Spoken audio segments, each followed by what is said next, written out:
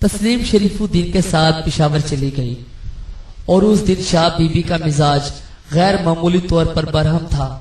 وہ بات بات پر جھلا رہی تھی، غصہ کر رہی تھی، اور اس دن اس نے ماجدہ کو بہت برا بھلا کہا تھا۔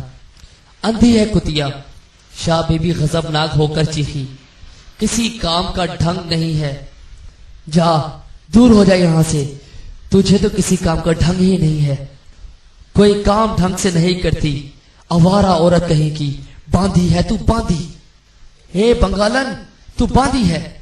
شاہ بی بی کی آنکھوں سے جیسے شعلے نکل رہے تھے۔ ذلت کی ماری ہوئی ماجدہ کے لیے یہ سمجھنا مشکل تھا کہ آخر وہ صبح سے اس قدر اس پر غصہ کیوں ہے، اس پر غصہ کیوں ہو رہی ہیں، اسے ڈانٹ کیوں رہی ہیں، اس طریقے کے لہجے سے کیوں بات کر رہی ہیں۔ اس کے کچھ سمجھ میں نہیں آ رہا تھا۔ تسلیم حویلی میں موجود نہیں تھی، وہ شریف الدین کے ساتھ پشاور گئی ہوئی تھی۔ ماجدہ شاہ بی بی کی غیر معمولی برہمی کا سبب کسی اور سے نہیں پوچھ سکتی تھی، کیا معلوم کون اس کی بات کو کیا رنگ دے دے۔ ماجدہ اس قدر خوفزدہ ہو گئی تھی کہ وہ شاہ بی بی کے سامنے جانے سے ڈرتی تھی۔ اسے ایسا لگتا تھا جیسے اسے دیکھتے ہی شاہ بی بی کی آنکھوں میں خون اتر آتا ہے۔ کئی دن گزر گئے تھے، تسلیم اور شریف الدین ابھی تک واپس نہیں آئے تھے۔ ماجدہ بے چینی سے تسلیم کا انتظار کر رہی تھی۔ تسلیم ہی تو اس کے لیے تسلی کا سب سے بڑا ذریعہ تھی۔ ماجدہ اپنی بچی کو گود میں لیے ہوئے حویلی کی صحن میں کھڑی ہوئی کبوتروں کو دانہ ڈال رہی تھی۔ 1 سالہ بچی بڑے غور سے دانے چگتے ہوئے کبوتروں کو دیکھ رہی تھی کہ ڈیوڑی کا اندرونی دروازہ کھلا اور شریف الدین کی بڑی گاڑی اندر داخل ہوئی۔ گاڑی میں ڈرائیور کے علاوہ ایک مسلح گارڈ بھی تھا اور پچھلی سیٹ پر شریف الدین اور تسلیم کے درمیان سیاہ برقعے میں ملبوس ایک عورت بیٹھی تھی۔ ڈرائیور نے جلدی سے اتر کر گاڑی کا پچھلا دروازہ کھولا اور شریف الدین نیچے اترا۔ دوسری طرف کا پچھلا دروازہ مسلح گارڈ نے کھول دیا۔ تسلیم نیچے اتری۔ اس نے برقع پوش عورت کا ہاتھ پکڑ کر اسے بھی نیچے اتارا۔ اسے اپنے کمرے میں لے جاؤ، شریف الدین نے سامنے کھڑی ہوئی ماجدہ سے مخاطب ہو کر کہا۔ اسے کچھ دن اپنے ساتھ رکھو۔ جی سائیں، ماجدہ نے تابعداری کے ساتھ کہا اور جلدی سے آگے بڑھ آئی۔ تسلیم اس عورت کے ساتھ ساتھ آگے چلنے لگی۔ جلد ہی وہ تینوں ماجدہ کے کمرے میں پہنچ گئیں۔ ماجدہ کا کمرہ وہی تھا جو اسے پہلے دن سے ملا ہوا تھا۔ حویلی میں کمروں کی کمی نہیں تھی، لیکن ماجدہ کا کمرہ اب ویسا نہیں تھا جیسا وہ شروع میں تھا۔ اس میں جو چیز پرانی یا خراب ہوتی تھی اس کو تبدیل کرنے کا تو سوال ہی نہیں پیدا ہوتا تھا۔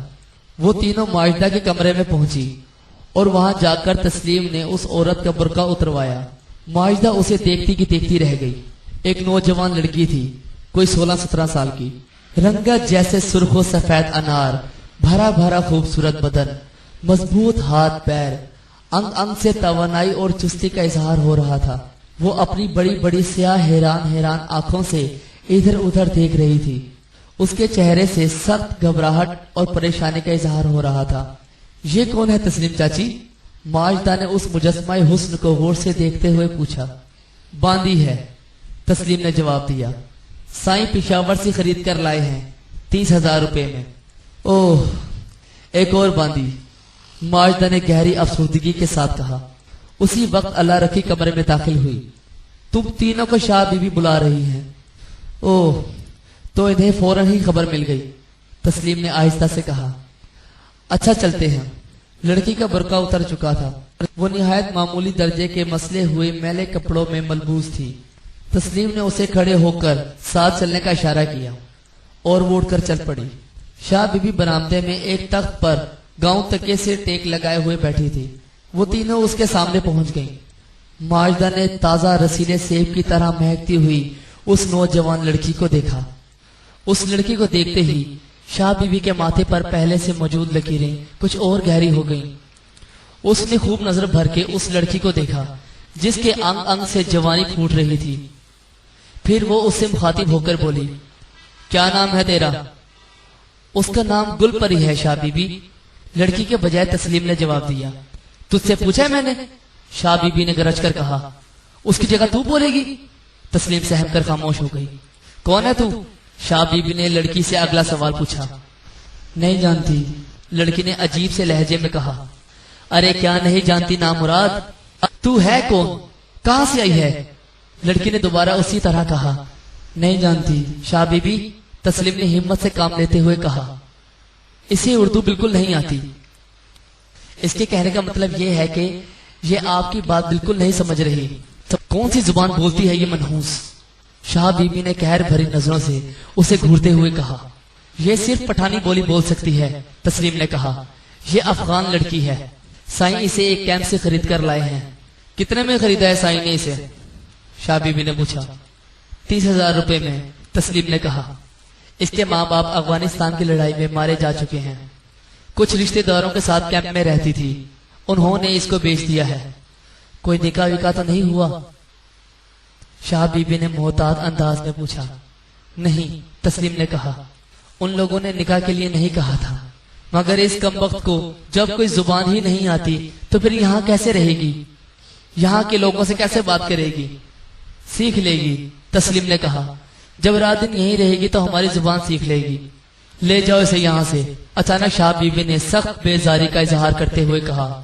بدبو آ رہی ہے اس کے پاس سے۔ کس قدر گندے کپڑے ہیں اس کے، ذرا دیکھ لینا اچھی طرح سے، اس کے بالوں میں کہیں جوئیں نہ ہوں۔ ساری حویلی میں جوئیں پھیلائے گی، جانے کون سی گندی جگہ سے آ رہی ہے۔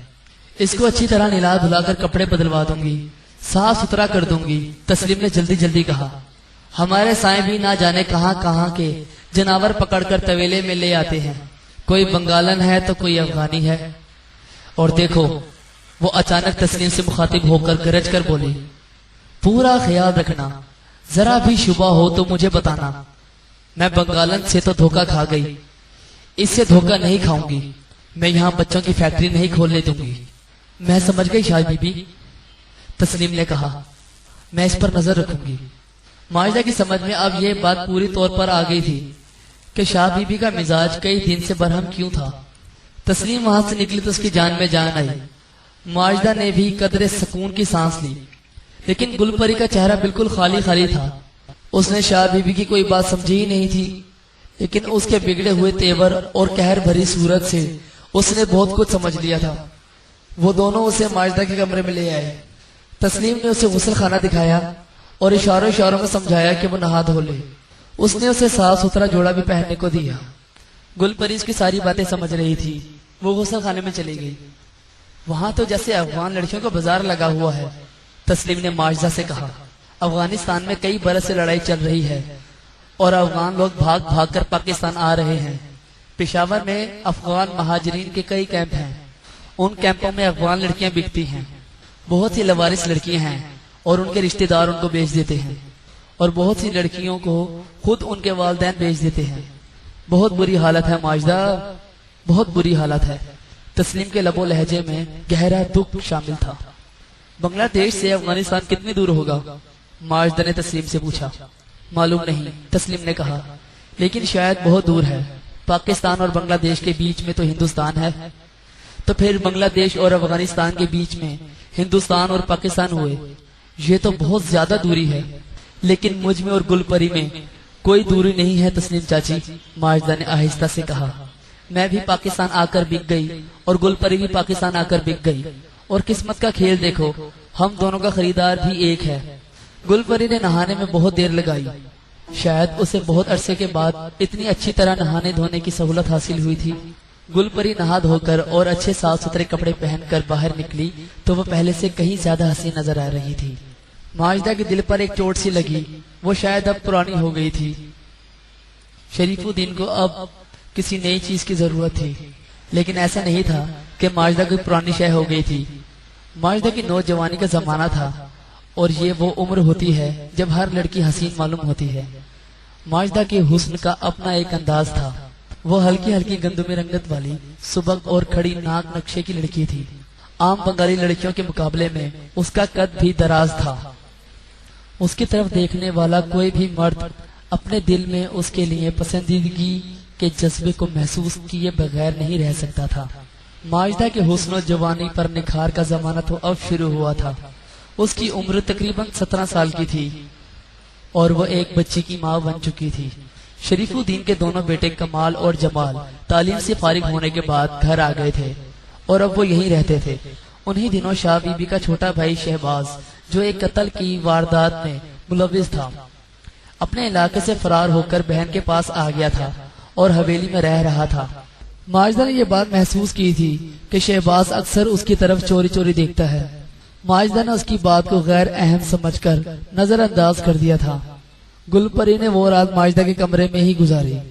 تسلیم بھی بہت دیر تک ان دونوں کے ساتھ ہی رہی تھی، لیکن گل پری کے ساتھ باتیں نہیں ہو سکی تھی۔ گل پری کو پشتو کے علاوہ اور کوئی زبان نہیں آتی تھی اور اس پوری حویلی میں پشتو بولنے والا کوئی نہیں تھا۔ ہم اس کے بارے میں اس سے زیادہ کچھ نہیں جانتے جو اس کے رشتہ داروں نے ہمیں بتایا ہے، تسلیم نے ماجدہ سے کہا، مگر ہمیں اس کے بارے میں کچھ زیادہ جاننا چاہیے۔ میں کل کسی وقت رحیم چاچا کو بلا کر لاؤں گی اور ان کے ذریعے اس سے ایک بات کروں گی۔ ماجدہ رحیم چاچا کو تھوڑا بہت جانتی تھی۔ وہ تسلیم کے کوئی قریبی رشتہ دار تھے۔ وہ ایک بوڑھے آدمی تھے اور عرصے تک کسی کمپنی میں ڈرائیور اور مکینک کا کام کر چکے تھے اور اب وہ کہیں نوکری نہیں کرتے تھے۔ شریف الدین اپنی گاڑیوں اور ٹریکٹروں وغیرہ کی مرمت اور دیکھ بھال کے لیے انہیں اکثر حویلی میں بلا لیتا تھا۔ ماجدہ کو یہ نہیں معلوم تھا کہ رحیم چاچا کو پشتو بھی آتی ہے۔ وہ کئی برس تک مردان اور پشاور میں رہ چکے ہیں، تسلیم نے بتایا۔ وہ پشتو بہت اچھی طرح بول سکتے ہیں۔ میں کل ان سے کہوں گی کہ گل پری سے بات کریں۔ اگر سائیں کو پتہ چلے گا تو وہ ناراض نہیں ہوں گے؟ ماجدہ نے پوچھا۔ نہیں، تسلیم نے اعتماد کے ساتھ کہا، میں انہیں خود ہی بتا دوں گی کہ میں نے رحیم چاچا کے ذریعے گل پری سے بات کی ہے۔ کتنے ہی بڑے بڑے زمیندار اور رئیس باندیاں خرید کر گھر میں رکھتے ہیں، اس میں چھپانے والی کوئی بات نہیں۔ اگلے دن تسلیم نے رحیم چاچا کو گھر میں بلوا لیا۔ گل پری کے پاس لے جا کر کہا کہ وہ اس سے اس کی زبان میں بات کرے۔ تسلیم اور ماجدہ نے رحیم چاچا کے ذریعے گل پری سے بات کی۔ گل پری کو اپنی زبان بولنے والا ایک شخص ملا تو وہ بہت خوش ہو گئی۔ یہاں آ کر تو وہ بالکل بے زبان ہو گئی تھی۔ گل پری نے اپنے بارے میں بتایا کہ وہ افغانستان کے شہر جلال آباد کے قریب ایک گاؤں کی رہنے والی تھی اور 3 بھائیوں کی اکلوتی بہن تھی۔ جنگ کے دوران ان لوگوں کا گھر تباہ ہو گیا اور گل پری کے والدین اور بھائی ہلاک ہو گئے۔ گل پری کچھ رشتہ داروں کے ساتھ ایک قافلے میں شامل ہو کر پاکستان آ گئی اور پشاور کے قریب ایک مہاجر کیمپ میں مقیم ہو گئی۔ یہاں اس کے رشتہ داروں نے اس سے نجات حاصل کرنے کی غرض سے اسے بیچ دینے کا فیصلہ کیا۔ گل پری تو لڑکی تھی اور اسے اپنے بڑوں کے فیصلے کے خلاف احتجاج کرنے کا کوئی حق نہیں حاصل تھا۔ گل پری افغان مہاجر کیمپ کے حالات بیان کرتے ہوئے زار زار روتی رہی۔ اس نے بتایا کہ اس کیمپ میں ایجنٹوں کے ذریعے لڑکیوں اور عورتوں کی خرید و فروخت کا کام زور شور سے جاری تھا۔